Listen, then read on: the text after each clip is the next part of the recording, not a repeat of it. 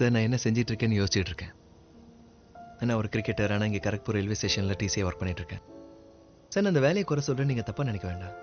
ஆனால் இங்கேருந்து நான் எப்படி முன்னேறி போகிறதுன்னு தான் எனக்கு தெரியல சார்.